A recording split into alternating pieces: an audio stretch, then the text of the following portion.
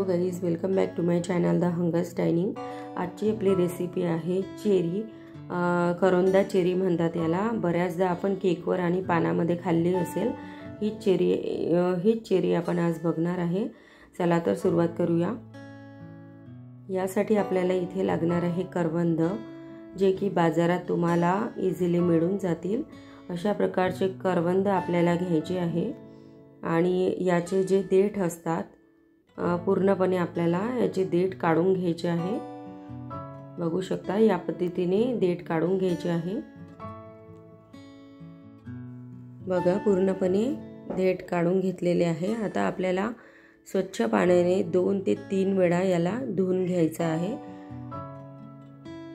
या पद्धतीने मी करवंद धुवून घेतलेले आहे, एका चाळणीमध्ये टाकले आहे। आता प्रत्येक करवंदाला आपल्याला चाकूनी असा उभा काप द्यायचा आहे, जेणेकरून जे आपण साखरेचा पाक करू तो यामध्ये व्यवस्थित घुसेल। आणि चेरीला बघू शकता तुम्ही उभे काप असतात। या पद्धतीने आपल्याला असे काप करून घ्यायचे आहे प्रत्येक करवंदाला। असे सर्व करवंदाला मी असे काप करून घेतलेले आहेत, बघू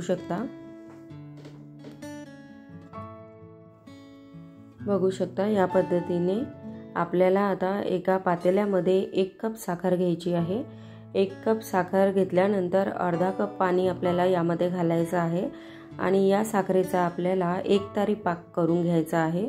खूप घट्ट पाक आपल्याला इथे करायचा नाही, त्यामुळे 1 कप साखर आणि अर्धा कप पाणी घालून आपल्याला याचा 1 तारी पाक करायचा आहे।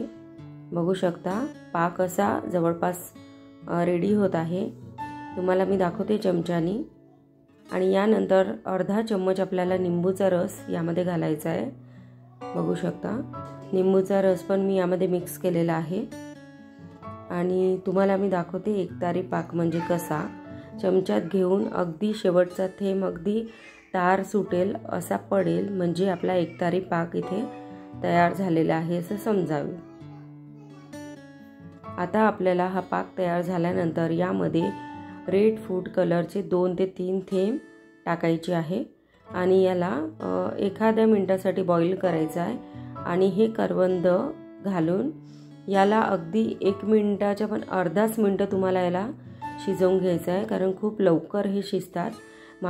मी जे करवंदाची चेरी केली आहे ती खूप जास्त शिजलेली आहे, त्यामुळे तुम्ही लक्ष द्या की 1 मिनिटाच्या आधीच तुम्हाला गॅस बंद करून घ्यायचा आहे, कारण करवंदे हे खूप लवकर शिजतात। बघू शकता माझ्याच्याने पण थोडे जास्त शिजल्या गेले आहेत, त्यामुळे अर्धा मिनिटच जवळपास तुम्ही याला शिजवा। याला तुम्हाला थंड झाल्यानंतर साधारण 24 घंट्यासाठी झाकून ठेवायचे आहे, जेणेकरून हा साखरेचा पाक यामध्ये व्यवस्थित मिक्स होईल आणि आपली चेरी तयार होईल। 24 घंट्यानंतर तुम्हाला एका चाळणीमध्ये हे करवंदा पूर्ण प्रकारे काढून घ्यायचा आहे, जेणेकरून जो एक्स्ट्रा पाक आहे तो या भांड्यामध्ये नितरून जाईल आणि आपली चेरी रेडी होईल। बघू शकता चेरी सारखा छान असा कलर आलेला आहे आणि खूप छान अशी टेस्ट आहे। तुम्ही ही रेसिपी नक्की करून बघा आणि ही रेसिपी तुम्हाला कशी वाटली मला नक्की कळवा आणि माझ्या चॅनलला लाईक, शेअर आणि सबस्क्राईब नक्की करा। Thank you.